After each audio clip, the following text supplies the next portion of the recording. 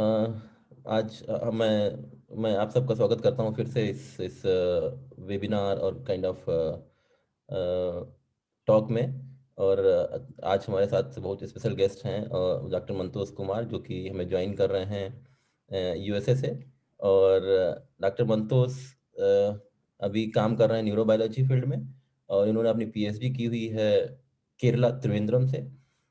त्रिवेंद्रम में एक research centre है जिसका नाम है RGCB, regional centre for biotechnology, I think Rajiv Gandhi centre for Rajiv biotechnology. Gandhi centre. वहाँ पे आपने पीएचडी की है, और आपका टॉपिक जो था वो था कैल्शियम सिग्नलिंग का रोल इन न्यूरोडेजेनरेटिव डिजीज में।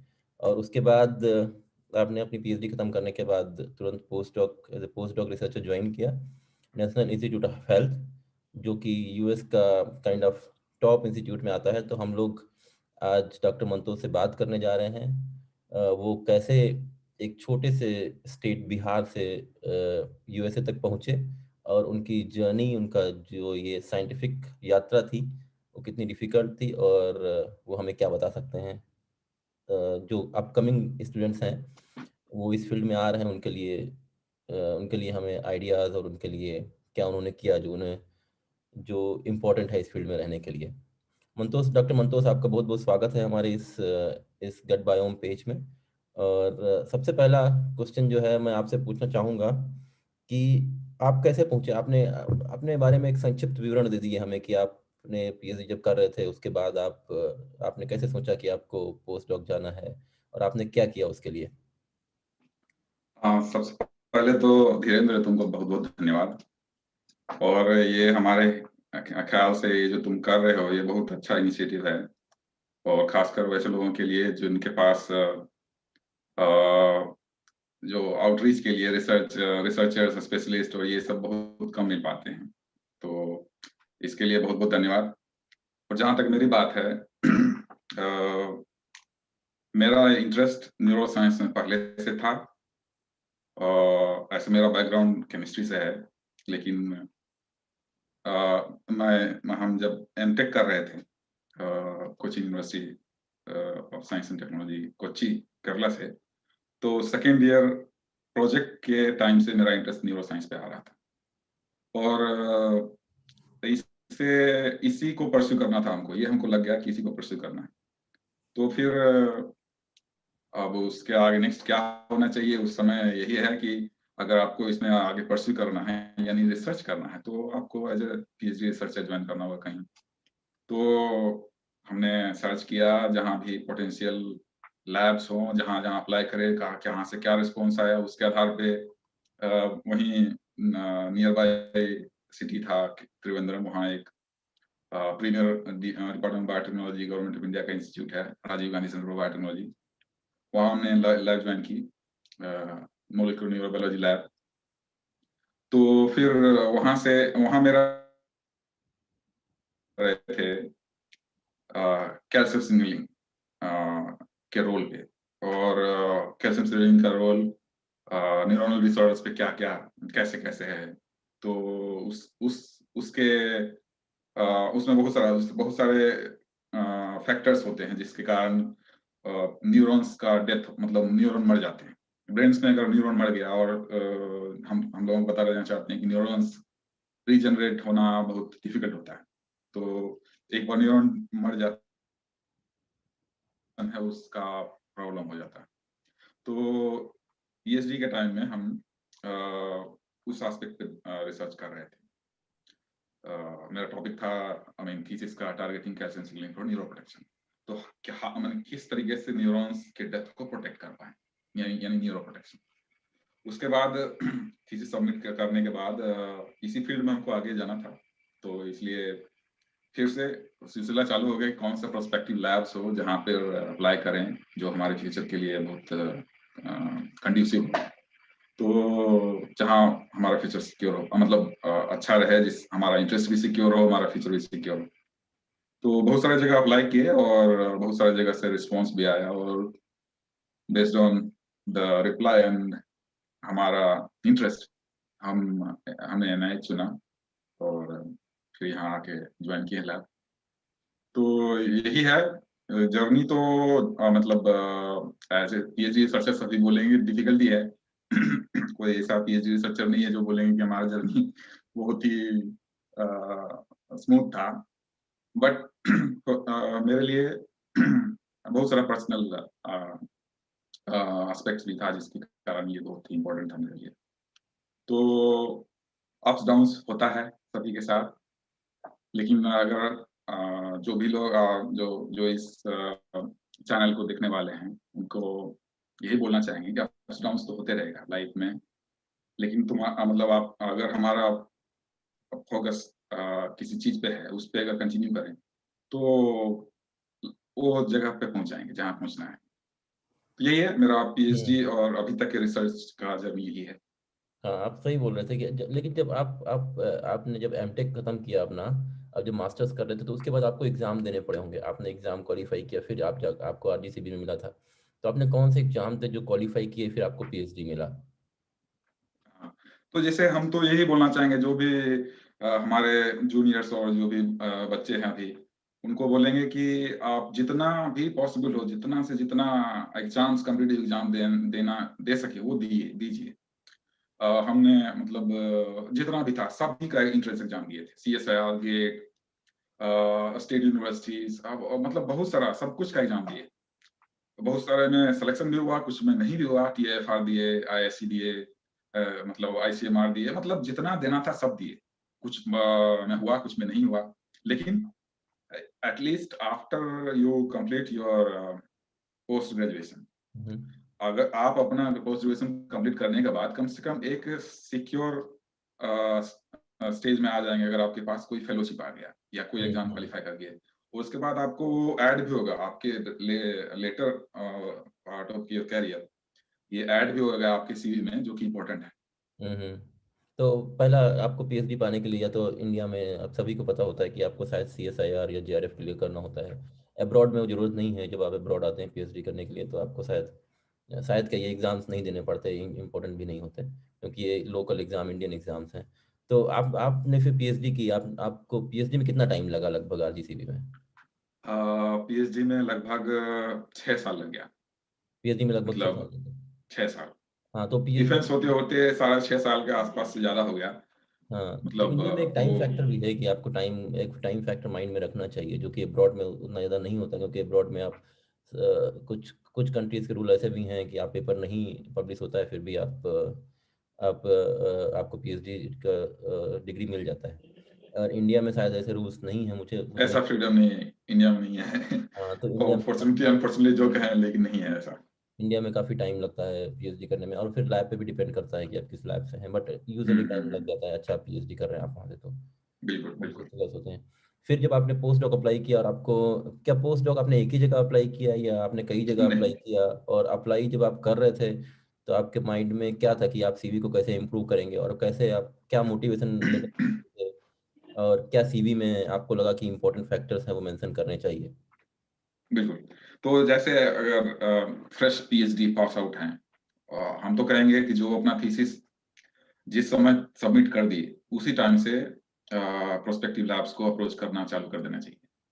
तो मेरा था, हम एक ही लैब अप्लाई नहीं करें, हम कम से कम लगभग 25 से 30 लैब अप्लाई किए होंगे, और उनमें से किसी की लगभग 10 लोग तो रिप्लाई भी नहीं किए, 15 लोगों का रिप्लाई आया मान लो। तो उन 15 लोगों में से कुछ लोग, लगभग 5 या 6 लैब से थोड़ा पॉजिटिव ये लगा कि इसमें हो सकता है, और उन 5-6 में थे 3 या 4 पक्का बोले कि I am willing to include you as part of my lab. तो हम्म। ऐसा है कि मोर मतलब ऐसा बिल्कुल नहीं है सोचना कि हम केवल 1 या 2 लैब अप्लाई करेंगे, ये बहुत बड़ा मिस्टेक होगा अगर कोई ऐसा करते हैं पीएचडी हम्म। थीसिस सबमिट करने के बाद। और दूसरी चीज क्या क्या चाहिए सीवी में ऐड करना चाहिए, हम्म। तो आपको अभी तक जितना भी रिकॉग्निशन मिला हो, स्पेशली साइंटिफिक एरिया में, जैसे तुम हम्म। अगर आपको ट्रेवल अवार्ड मिला हो, या हम्म। कोई पोस्टर अवार्ड मिला हो, या ओरल प्रेजेंटेशन अवार्ड मिला हो, या कोई भी ऐसा अवार्ड जिसमें साइंस इन्वॉल्व है, अगर उसमें आप ऐड कर पाए सीवी में, बहुत अच्छा होगा। और अगर आप कोई स्पेशलाइज ट्रेनिंग अटेंड किए हो, नेशनल या इंटरनेशनल, तो वो भी ऐड करना जरूरी होता है। इससे आदमी जो प्रोस्पेक्टिव लैब हेड है जो आपको एम्प्लॉय करेगा, वो आपके इस एक्सपर्टीज को एक नजर से हम्म। देखेगा तो आइडिया लगा पाएगा। सही बोल रहे हैं आप। मुझे भी यही लगता है कि आपका जो पॉजिटिव चीजें हैं जो उस फील्ड में जिसमें आप जाना चाह रहे हैं, उसकी पॉजिटिव चीजें आप उसको कैसे so, I should not use this term show off, but in in some way you have to show off, मतलब आपको दिखाना चाहिए कि हाँ आपने ये काम किया है। और इसलिए पीआई को लगता है जिस पोटेंशियल लैब में आप जाना चाह रहे हैं वहाँ पे जो आपका सुपरवाइजर है या लैब के लोग जो आपको स्क्रीन करेंगे, जो आपको आपको लेना चाह रहे हैं कमेटी में है, उनको लगता है कि हाँ जो बंदा आएगा उसके पास पहले से नॉलेज है हमारी फील्ड में कुछ काम करने का, बिल्कुल थोड़ा सा इनपुट मिलेगा तो वो काम कर सकता है इंडिपेंडेंटली होके भी।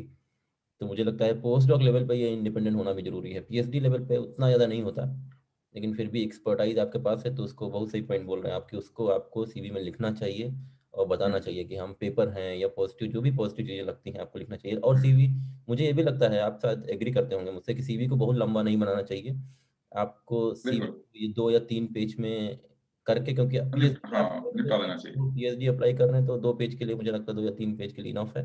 पोस्ट डॉक पीएचडी के का लिए 2 पेज सफिशिएंट है, पोस्ट डॉक के लिए 3 पेज तक भी जा सकते हैं। और नहीं चाहिए अगर आपका मतलब लिस्ट ऑफ रिकॉग्निशन है वो बिल्कुल ऐड होना चाहिए। तीन हम्म। पेज से ज्यादा अनकंफर्टेबल हो जाता है उसमें आदमी, मतलब आई डोंट थिंक वो जो लैब हेड है वो more than 3 page CV prefer करते हैं। तो हाँ, और मुझे ये भी बट लगता है एटलीस्ट कि आप, हाँ आप सही बोल रहे हैं। और दूसरी चीज़ ये लगता है सीवी को शॉर्ट रखिए और सीवी को एक्सप्रेसिव रखिए कि वो आपका यस। जो आपने किया वो उसको एक्सप्रेस करता रहे। और हमेशा एक चीज़ और हम मुझे लगता है कि मैं देखता हूँ बहुत सीवीज में उसमें मिस्टेक्स होते हैं, तो मुझे लगता है कि आपको अपनी इंग्लिश मिस्टेक्स को, आप भी शायद एग्री यस करते होंगे यस कि यस इंग्लिश यस मिस्टेक्स को बहुत कायदे से आपको अच्छे से देख लेना चाहिए कि आप सही कर रहे हैं। बिल्कुल। हाँ।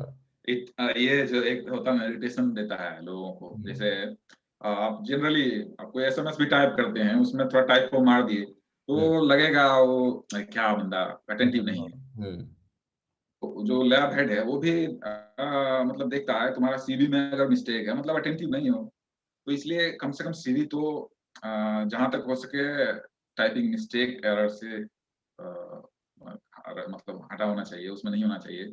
और जहां तक फॉर्मेटिंग का है, वो फॉर्मेटिंग उतना मायने नहीं रखता, बट इंपॉर्टेंट पॉइंट्स बिल्कुल मेंशन होना चाहिए। आपका एजुकेशन बिल्कुल स्पष्ट होना चाहिए, रिसर्च एक्सपीरियंस बिल्कुल स्पष्ट होना चाहिए। आपका जो जो एक्सपीरियंस है एज ए जीआरएफ अगर आप ज्वाइन कर रहे हैं कहीं, एज ए मतलब कोर्स वर्क या स्कूल ट्रेनिंग स्कूल ज्वाइन कर रहे हैं, वो मेंशन करना है क्योंकि ये वो आपका रिसर्च का एक्सपीरियंस है।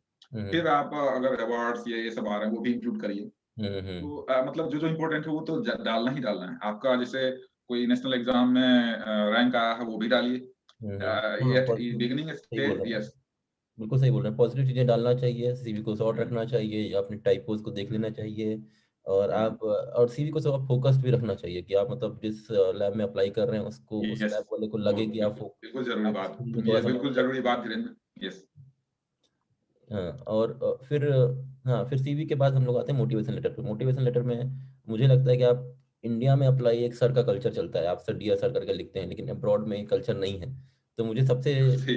हाँ तो अब्रॉड में तो आप भी एग्री करते हैं कि इससे कि सर और ये किसी को मतलब ना, आप सीधे डियर प्रोफेसर और नाम लिख के आप उसको एड्रेस कर सकते हैं।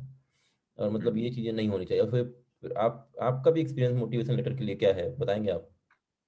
हाँ मतलब ये है कि जो प्रोस्पेक्टिव पोटेंशियल लैब हेड है जहां हम अप्लाई कर रहे हैं, उनको एक ब्रीफ ओवरव्यू हो जाना चाहिए मोटिवेशन लेटर पढ़ के कि इस कैंडिडेट का पास्ट का एक्सपीरियंस क्या है, उसका फ्यूचर का प्लानिंग क्या है। तो एक ब्रीफ में एक ओवरव्यू दे देना चाहिए हाँ। हाँ। हमारा जिस ये काम करे हैं।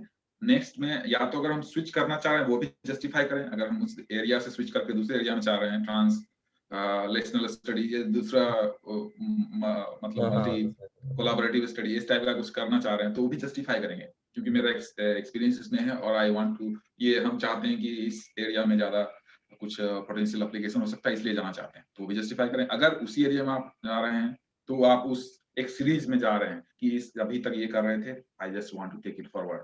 एंड आई थिंक ऐसा हमको लगता है कि आपका जो लैब है वो उसमें मेरा बहुत ज्यादा ये यूटिलाइजेशन हो सकता है जहां भी मेरा एक्सपीरियंस अभी तक का है। हाँ, बिल्कुल सही बोल रहे हैं आप, मैं भी एग्री करता हूँ। मुझे ये भी लगता है कि आप जब एप्लीकेशन करने जा रहे हो, आपने लैब को सिलेक्ट किया है, तो आप थोड़ा सा लैब के बारे में पढ़ लें।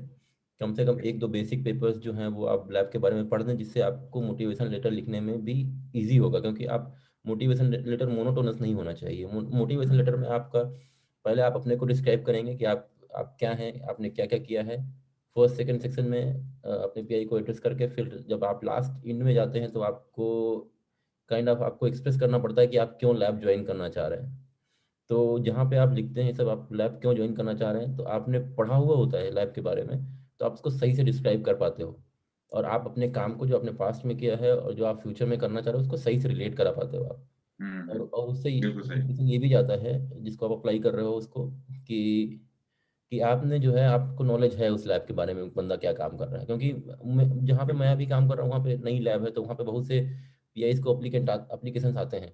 और बहुत से एप्लीकेशन मैंने खुद ही देखे हैं जिसमें नाम ही गलत लिखा होता है, डियर प्रोफेसर नाम आप दूसरे को एड्रेस कर दे रहे हैं। I mean, don't do the copy paste on all this motivation. ये बहुत बहुत ध्यान देने की बात है जो तुम बोल रहे हो। ये बहुत ध्यान देने की बात है, जिसमें ये होता है every motivation letter should be, मतलब होना चाहिए एक पार्टिकुलर लैब के लिए, वो डिफरेंट होना चाहिए। मतलब हर एक लैब के लिए डिफरेंट डिफरेंट मोटिवेशन लेटर होना चाहिए। एक ही मोटिवेशन लेटर को अटैच करके मेल में सभी को फॉरवर्ड नहीं कर देना चाहिए। ये बहुत हाँ। जरूरी है। ये इरिटेशन का बहुत बड़ा कारण है। और एक बार इरिटेशन हो गया कैंडिडेट के अगेंस्ट, देन आपका चांस हो सकता है वो आपका मेल ना खोल पाए, मतलब आपका उसमें कोई इंटरेस्ट ना ले पाए। इवन आपको क्वालिफिकेशन है बहुत सारा, लेकिन हम्म। फिर भी वो इरिटेट हो गया। उसके हम्म। पास तो 100 एप्लीकेशन है, वो आपको क्यों, मतलब उसको जिससे इरिटेशन हो गया वो क्यों सेलेक्ट करेगा। तो ये आपको उसको मतलब you have to make him look at your application, then Yes, how you yes. will yeah. So I mean, it should be kind of attractive, right? If you are reading something, you feel like, because these are the things which are going to impress, which are going to give a positive or negative feedback for you. Yes, ये अब सही आपको बात। आपके बारे में positive negative feedback केवल word से आ रहा है जो आप लिख रहे हो, तो उसमें इतना एक्सप्रेसिव होना चाहिए आपको कि आपको लगे कि हाँ, सही बोल रहे हैं। चलिए हम इस टॉपिक से चलते हैं, कैरियर से थोड़ा रिसर्च की तरफ चलते हैं। तो आप एनआईएच में आपने ज्वाइन किया, तो आपने कब ज्वाइन किया था एनआईएच में? अगस्त 2020 में ज्वाइन करा। अगस्त 2020 में, तो आपको लगभग 6-7 महीने हो गए वहाँ पे, तो आपको एक एक पता लग गया होगा कि कैसा चल रहा है वहाँ पे। तो हम्म, एनआईएच के बारे में आप सभी ने सुना होगा कि बहुत अच्छा बड़ा इंस्टीट्यूट है, हम्म, बहुत सी ब्रांचेस हैं उसमें, और like kind of biggest institute in the US. चाहे वो फंडिंग बॉडीज हम्म, में बोल लो, चाहे वो किसी भी चीज़ के बारे में बोल लो। और आपका डॉक्टर फाउची जो बहुत फेमस हो रहे हैं अभी कोरोना के बारे में, वो भी वहीं पे हेड है वहाँ के। हम्म, तो आई मीन, मेरा कहने का मतलब ये है कि वहाँ पे बहुत रिपूटेड लोग और बहुत अच्छे लोग रहते हैं, और टॉप इंस्टीट्यूट है यूएस का। तो आपको कैसा फील हो रहा है वहाँ पे काम करके? आपको एक प्राउड फीलिंग आता है? आपको लगता है कि आपने जो हार्ड वर्क किया यहाँ तक पहुँचने के लिए वो सही रहा? और क्या एटमॉस्फेयर है वहाँ पे एनआईएच में रिसर्च का? बिल्कुल सही बात है ये। हम अपने भारत के लोगों के लिए एक मतलब उदाहरण के रूप में बताएंगे कि जैसे हम लोगों का वहाँ सीएसआर है, जैसे मतलब सेंट्रल एजेंसी है जो मतलब कैटर करती है। मतलब सीएसआर का बहुत सारा लैब है, दिल्ली में बहुत सारा लैब है, लखनऊ में बहुत सारा लैब है, तिरुवनंतपुरम में एक दो लैब है। वैसे ही ऑल ओवर इंडिया में उसका लैब्स जिसका सेंट्रल फंडिंग होता है। तो वैसे ही जैसे हम लोगों का भारत में सीएसआईआर है या डीबीटी है, आईसीएमआर है, वैसे ही यहाँ के सेटअप वो उसमें बहुत सारे फील्ड्स, मेनली बायोलॉजी में रिसर्च होता है यहाँ। सीएसआर तो अदर साइंसेस में भी रिसर्च फंडिंग करते हैं। यहाँ ये जो नेशनल इंस्टीट्यूट ऑन हेल्थ, तो हेल्थ रिलेटेड एस्पेक्ट्स पे ये रिसर्च भी, मतलब सेंटर भी है और फंडिंग भी करते हैं। तो नॉट ओनली इन यूएस, इन लोगों का फंडिंग दूसरे कंट्रीज में भी जाता है। तो इस मामले में ये बहुत बड़ा एम्प्लॉयर भी है, बहुत बड़ा मतलब हमको हमको लगता है कि वर्ल्ड का सबसे बड़ा फंडिंग एजेंसी है in the field of health। और बिल्कुल अच्छा अच्छा लगता है। और हार्ड वर्क तो जो है वो तो है। और आगे अगर हार्ड वर्क करते रहे आदमी तो वो आगे ही बढ़ेगा, इसमें कोई दो राय नहीं है, यही बोलेंगे। एनआईएच में कैसा लगता है आपको, कैसा साइंटिफिक एनवायरनमेंट है वहाँ पे? साइंटिफिक इन्वायरमेंट ट्रांसपेरेंसी ज्यादा है। और जैसे हम लोग एक उदाहरण के रूप में ये बताएंगे कि जैसे किन लोगों का पेपर पब्लिश होने वाला होता है, तो वो एक कॉमन सर्वर पे अपलोड कर देते हैं और वो बोलते हैं कि if anyone think that he और she should be part of this paper then please let me know. तो हाँ, जो करस्पॉन्डिंग ऑथर है वो एक कॉमन सर्वर पे अपलोड कर देता है अनपब्लिश्ड पेपर, और वो बोलता है सभी से कि अगर आपको लगता है कि आप इसमें कंट्रीब्यूट करे हुए हैं सिग्निफिकेंटली, तो please let me no, I will have a discussion और वी ओके, कैन तो टॉक अबाउट। मतलब ओपन है तो सिस्टम। ये थोड़ा ट्रांसपेरेंसी अच्छा है। हाँ, तो मैं रिकॉर्डिंग, तो या सो तो funding of course is relatively better here, और साइंटिफिक एनवायरनमेंट के हिसाब से you will feel like I mean still you are working under a PI, but still you have little bit of freedom as if you compare with our labs here. So तो in that aspect, ये बहुत last question I want to ask you about the, मैं आपसे last question पूछना चाह रहा हूँ। वो क्वेश्चन ये है कि आपका रिसर्च टॉपिक क्या है अभी वहाँ पे?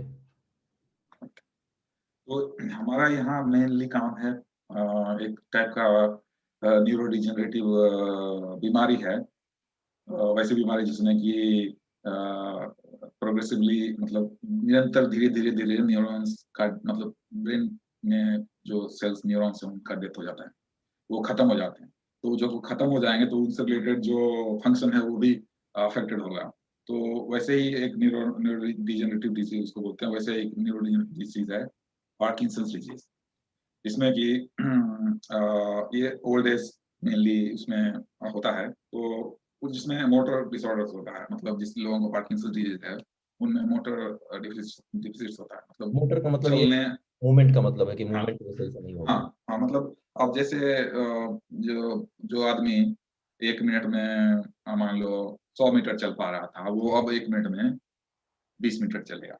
तो उसका स्टेप लेंथ घट जाएगा, उसका गेट ऐसे हो जाता है ड्रूपिंग गेट, मतलब ऐसे करके वॉकिंग करेगा। अगर उसको अचानक बोल दे घूम जाओ, तो उसको घूमते घूमते घूमते घूमते छोटा छोटा स्टेप में घूमेगा। नॉर्मल जो है वो आराम से घूम जाए। लेकिन जो पार्किंसन डिजीज से अफेक्टेड पर्सन है उसको बोलेंगे कि चलते चलते बोलेंगे ये लेफ्ट साइड घूम जाओ, लेफ्ट साइड घूमने में ऐसे ऐसे ऐसे ऐसे ऐसे ऐसे करके थोड़े थोड़े स्टेप में हाँ, घूमेगा। अच्छा अच्छा। वो एक्सियल रोटेशन बोलते हैं, वो थोड़ा हम्म। अफेक्टेड होता है। तो हमारा ये जो एनएस में जो काम है वो मेनली उस पे है। और उसमें भी मेनली यहाँ जो हम बोले कि न्यूरॉन का डेथ होता है, तो पार्किंसन डिजीज में एक एरिया है सब्सटेंशियल निग्रा पार्ट्स कम्पैक्टा, ब्रेन वहाँ का, के जो ब्रेन का एक हाँ एरिया ब्रेन का एक है। एरिया है सब्सटेंशियल निग्रा पार्ट्स कम्पैक्टा, उसमें पर्टिकुलर न्यूरॉन्स होते हैं डोपामिनर्जिक न्यूरॉन्स, उसका डेथ हो जाता है। तो अच्छा। उसका डेथ हो जाता है, और उससे रिलेटेड कैसे कहाँ कहाँ से न्यूरॉन्स कनेक्टेड हैं और उनके कनेक्शन के डिस्ट्रप्शन से मोटर फंक्शन पे क्या असर होता है, ये सब देखते हैं। तो मेरा यहाँ का काम उससे रिलेटेड अच्छा, तो आप कैसे देखते हैं एक्टिविटी को, कैसे चेक कर पाते हैं कि न्यूरॉन की डेथ हो गई है? और अब इस वेरी, है। हाँ ये बहुत बिल्कुल। इंटरेस्टिंग है, राइट?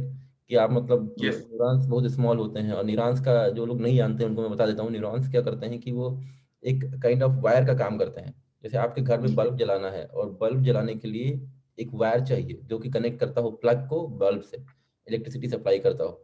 तो मुझे उतना नॉलेज नहीं है न्यूरोबायोलॉजी का, लेकिन मैंने जो पढ़ा हुआ उससे मैं आपको बहुत सिंपल वे में बता रहा हूँ कि तो ये वायर्स ये क्या करते हैं कि इसमें काइंड ऑफ सिग्नलिंग चलती है। तो वो सप्लाई करती है एक एरिया से दूसरे एरिया तक, राइट? मैं सही हूँ कि नहीं? अब आप ये बिल्कुल मैं सही गलत है। हूँ तो आप करेक्ट कर दीजिएगा मुझे। बिल्कुल। तो वो सिंपल वे में ये है, एक टाइप का कनेक्शन बनाते हैं ये, और जब इनकी डेथ हो जाएगी तो वो कनेक्शन नहीं बन पाता, शायद इसीलिए मूवमेंट में भी प्रॉब्लम होती है, और कभी कभी समझने में, बातों को सुनने में या बोलने में भी प्रॉब्लम होती है। गुड बिल्कुल डिजीज। सही बोले धीरेन्द्र, ये ऐसा है कि जैसे हमारा स्किन है, अगर उसमें एक जगह इंजरी हो जाए तो उस जगह पे ही असर हो।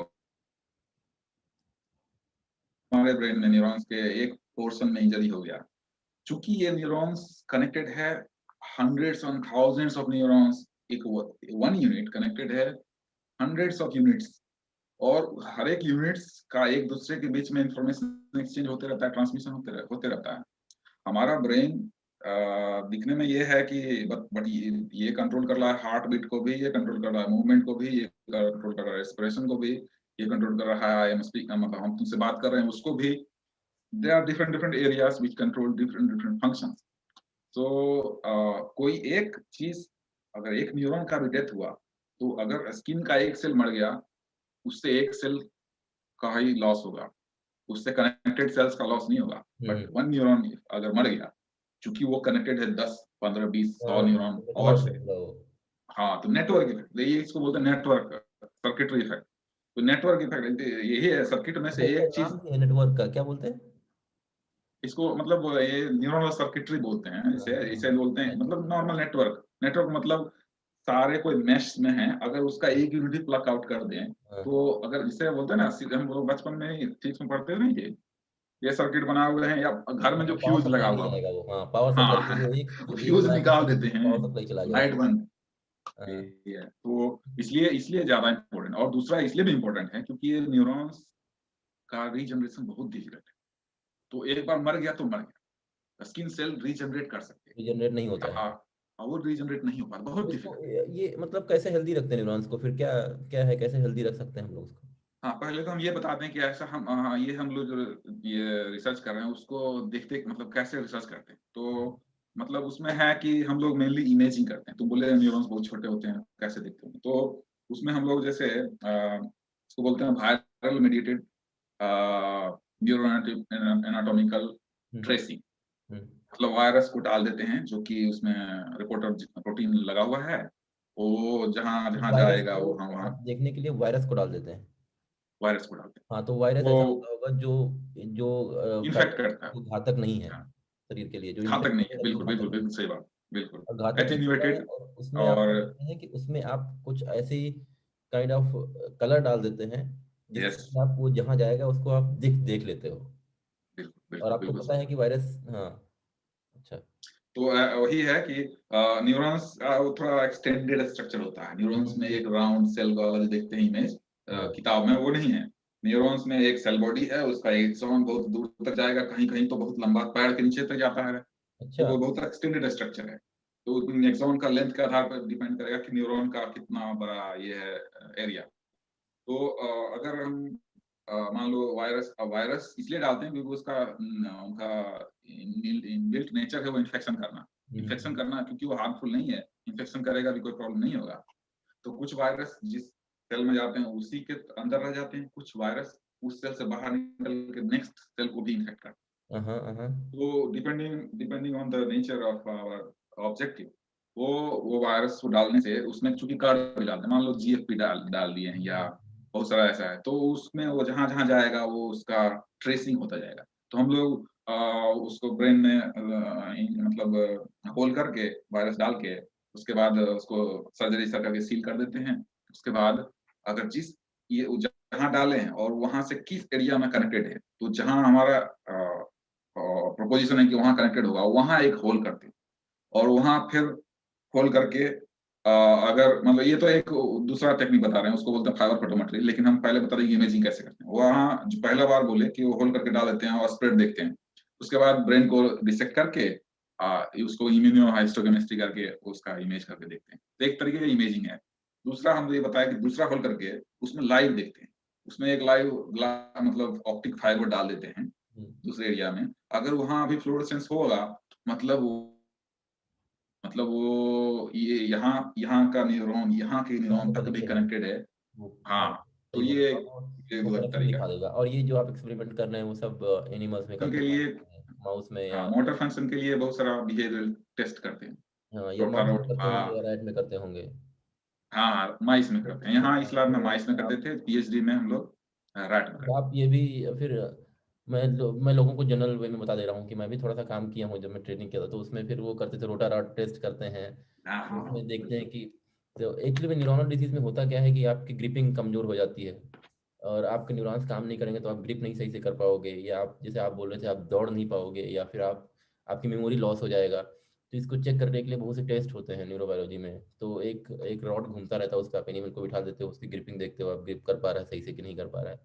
फिर उसके बाद स्विमिंग वाला टेस्ट होता है, जिसमें आप एक स्टेज होता है मॉरिस कि वाटर में, यस। हाँ, फिर वो मेमोरी टेस्ट होता है पीएचडी उसमें में आप। ये बहुत सारा किए हैं। हाँ। पीएचडी में यही सब किए हैं। पीएचडी में मेरा मेमोरी पे काम था। अभी पोस्ट डॉक में मोटर डिसऑर्डर पे काम कर रहे हैं, लेकिन हाँ, पीएचडी में मेनली मेरा मेमोरी एस्पेक्ट पे था। तो उसमें वहाँ रैट को पानी में कूदा देते थे, एक प्लेटफॉर्म रहता था जिसको वो मॉरिस वाटर में बोलते हैं। माइस तो मॉडल। रैट को ट्रेन करते हैं, और उस ट्रेनिंग में अगर स्वस्थ रैट है तो वो तो आराम से प्लेटफॉर्म हाँ, पे चढ़ के बैठ जाएगा। हम्म, अगर वो उसका लीजन है, ब्रेन लीजन है, या कोई अफेक्टेड हिप्पोकैम्पल डैमेज है या कुछ है जिसमें कि मेमोरी अफेक्टेड है, तो वो उतना मतलब अगर 5 सेकंड में वो नॉर्मल रेट पहुंच जाता था प्लेटफॉर्म पे, अब ये या तो घूमते रह जाएगा, पहुंचेगा नहीं, या पहुंचेगा अभी तो 60 सेकंड के बाद। हाँ। मतलब तो बहुत लंबा हाँ, टाइम तो लगेगा। बहुत से टेस्ट हैं जो हम लोग करते हैं कि पता लगाने के लिए कि ब्रेन में डैमेज या है कि नहीं है। वो थोड़ा सा लॉन्ग प्रोसीजर है, उसमें हम लोग नहीं जाना चाहते हैं। हम्म। तो ये हो गया। हाँ, फिर आप, हाँ, कैल्शियम सिग्नलिंग का बात करते हैं आप कि हम लोग के लिए न्यूरॉन्स में क्या होता है कि न्यूरॉन्स में एक, जैसे हमारे वायर में क्या होता है, करंट सप्लाई करता है, ऐसे न्यूरॉन्स में क्या होता है, करंट सप्लाई करता है, लेकिन करंट आता कहाँ से? करंट आता है क्योंकि उसके अंदर कुछ आयंस होते हैं। आयंस मतलब जो, जैसे केमिकल हो गया, कैल्शियम हो गया, सोडियम, सोडियम पोटेशियम है, पोटेशियम हो मिली, गया, हाँ, यहाँ। इनके गेट्स होते हैं। इनको अंदर और बाहर जाने बिल्कुल। के लिए एक वो होता है। तो जब, क्योंकि इन पे चार्ज होता है, तो जब चार्ज ऊपर ज़्यादा रहेगा या पॉजिटिव ऊपर रहेगा या निगेटिव ज़्यादा रहेगा, तो उस चार्ज के थ्रू इनमें मूवमेंट होता है, और वही हमें हमें सिग्नलिंग हम्म, देता है। तो आपका कुछ काम इससे रिलेटेड है, राइट? बिल्कुल। जैसे हमारा जो पीएचडी वर्क है वो मेनली कैल्शियम सिग्नलिंग पे है। तो न्यूरॉन में कैल्शियम सिग्नलिंग तो इम्पोर्टेंट है ही, क्योंकि अपार्ट फ्रॉम सोडियम पोटेशियम, और ये बहुत सारा, जैसे तुम बताए कि बहुत सारा चैनल्स होता है, बहुत सारा मतलब गेटिंग होता है चैनल्स का, और रिसेप्टर्स होते हैं जिसमें कि सेलेक्टिव आयंस का मूवमेंट डाउन द रोड और अपवर्ड ये रेगुलेट होता है। जैसे पोटेशियम और सोडियम मेनली जो होता है न्यूरॉन के मेम्ब्रेन को पोलराइज और डिपोलराइज करने के लिए हेल्पफुल होते हैं। तो जो हम लोग बोलते हैं कोई स्टिमुलस आता है तो न्यूरॉन्स का मेम्ब्रेन डिपोलराइज हो जाता है। हम्म, मेनली उसका एक न्यूरॉन्स में एक रेस्टिंग पोटेंशियल होता है। रेस्टिंग पोटेंशियल मतलब नॉर्मल लेवल पर जो पोटेंशियल पर बना हुआ है वो -60 या 70 वोल्ट मिली वोल्ट ऐसा रहता है। तो उससे अगर चेंज हो गया, उससे अगर उसमें माइनस था वो अब धीरे धीरे, चूंकि पॉजिटिव आयन भीतर घुस रहा है, तो धीरे धीरे -30 -10 मतलब उसका पॉजिटिविटी नीचे बढ़ रहा है, तो डिपोलराइजेशन बोलते हैं। और इसी सीरीज ऑफ इवेंट्स के कारण एक्शन पोटेंशियल बन जाता है। अगर एक थ्रेशोल्ड पोटेंशियल तक पहुंच जाता है तो इतना डिपोलराइज हो गया कि अब उसके बाद एक चेन ऑफ इवेंट्स चालू हो जाता है जिसको बोलते हैं एक्शन पोटेंशियल। और वही एक्शन पोटेंशियल मतलब ट्रांसमिट होते रहता है down the road axon to other neurons also. तो कैल्शियम चैनल्स का रोल इसलिए है क्योंकि ये जो सिग्नलिंग इवेंट, तो ये तो एक तरफ है ही, लेकिन in the cell calcium is very important for initiating many cellular events. जैसे कि और cellular events which is beneficial for cell survival also. तो अगर कैल्शियम सिग्नलिंग डिसरेगुलेट हो गया, कुछ बहुत सारा है जो कि कैल्शियम सेंसिटिव एंजाइम एक्टिवेट कर देता है, जिससे कुछ एंजाइम ऐसे हैं जो कि न्यूक्लियस प्रोटीएज ये सब एक्टिवेट कर देते हैं, जिससे सेल मर जाता है। तो इसलिए कैल्शियम का एक नॉर्मल लेवल में होना बहुत जरूरी है। तो मिलीमोलर से नैनोमोलर रेंज तक कैल्शियम वेरी करता है सेल में। तो उस रेंज मतलब अब उसमें, और वो ऐसा नहीं है कि एक इवन पार्ट एक एक इंडिविजुअल सेल में कुछ कुछ एरिया में तो होता है सब सेलुलर कंपार्टमेंटलाइजेशन, मतलब कुछ कुछ जहाँ जहाँ कॉन्सेंट्रेशन डिफरेंट होगा। तो अगर हम एक कैल्शियम सेंसर को पोक कर रहे हैं सेल में किसी एक पार्टिकुलर रीजन पे, और उसको चेक करके बोलें कि अच्छा इस कैल्शियम का concentration. that does not give you the actual picture, because calcium concentration can be compartmentalized, मतलब उस सेल के अंदर ही छोटा छोटा माइक्रो डोमेन्स बन जाता है। Yes, yes, yes. तो मतलब इसलिए जरूरी है कैल्शियम, सेल सर्वाइवल और सेल डेथ दोनों में रिलेवेंट है। तो हम लोग जो काम कर रहे थे अपने पीएचडी में वो कैल्शियम सिग्नलिंग का यूज कर रहे थे। मेनली हम एनएमडीआर चैनल बोलते हैं जो कि एक हाँ, कैल्शियम हाँ, चैनल का एनएमडीआर टाइप है। जान रहा हूँ मैं। हाँ, तो उस चैनल का क्या असर है, जिससे वो चैनल बहुत ज्यादा एक्टिवेट हो जाता है तो बहुत सारा कैल्शियम भीतर घुस जाता है। तो बहुत सारा कैल्शियम घुस जाता है तो कैल्शियम होम्योस्टेसिस में प्रॉब्लम आ जाता है। हाँ, तो प्रॉब्लम। हम लोग ये लेकिन कोशिश कर रहे थे कि एक बात चैनल। मैं आपसे पूछूंगा कि एक sorry for disturbance in between, but the question which I want to ask you is कि हमें कैल्शियम जैसे है, हम लोग जनरल आदमी को बोलते हैं कैल्शियम है, तो कैल्शियम क्या बोलते हैं कि कैल्शियम आप बाहर से भी खा सकते हो, कैल्शियम का टैबलेट आता है, आप खा लीजिए उसको। तो क्या वो कैल्शियम वही कैल्शियम है या आपको आपकी बॉडी में एग्जैक्टली वही कैल्शियम है। एग्जैक्टली वही कैल्शियम है। वो बट मुझे नहीं दिखता? जो हम लोग मेनली बोलते हैं एक्सटर्नल सप्लीमेंट के रूप में कैल्शियम लेने के लिए, वो मेनली बोन्स के लिए या इसके लिए बोलते हैं। हमारे शरीर में जो कैल्शियम इनबिल्ट है वो सफिशिएंट है हमारे ब्रेन को फंक्शन के लिए। तो हम्म। जो एक्सटर्नल ये बोलते हैं, हमारे जो बहुत सारा बोन्स कमजोर हो जाते हैं, बहुत सारे और भी जगह रोल है तो कैल्शियम का, केवल तो हम ब्रेन में लोग ही जो रोल नहीं है कैल्शियम फिर। एक्स्ट्रा लेंगे, जो कैल्शियम एक्स्ट्रा लेते हैं, वो क्या न्यूरॉन्स के लिए फायदेमंद होता है फिर?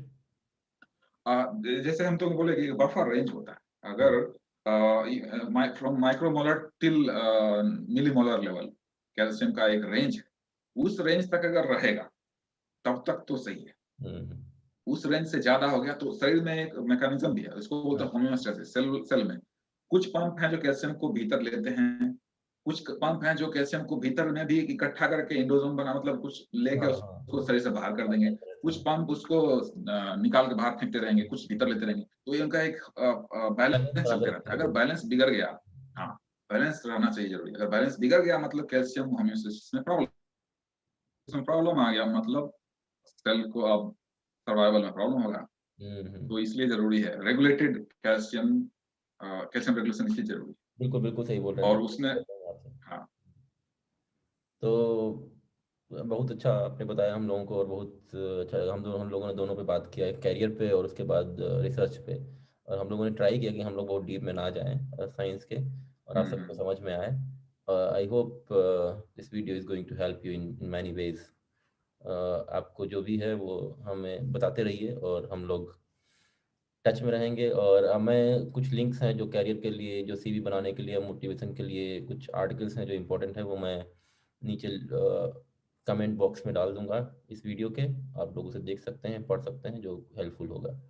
और बिल्कुल। मैं बहुत धन्यवाद कहना चाह रहा हूँ डॉक्टर मंतोष का, जिन्होंने हमें टाइम दिया और हमें ज्वाइन किया। बहुत बहुत बहुत धन्यवाद। बहुत धन्यवाद धीरेन्द्र, तुम्हारा ये इनिशिएटिव। आई एम श्योर हमारे बहुत सारे भारत में जो रह रहे बच्चे हैं और जो हमारे जूनियर्स हैं उनको बहुत हेल्पफुल होगा। और इस इनिशिएटिव को चालू करने के लिए तुम्हारा बहुत बहुत धन्यवाद, and best wishes to thank you everyone. So much.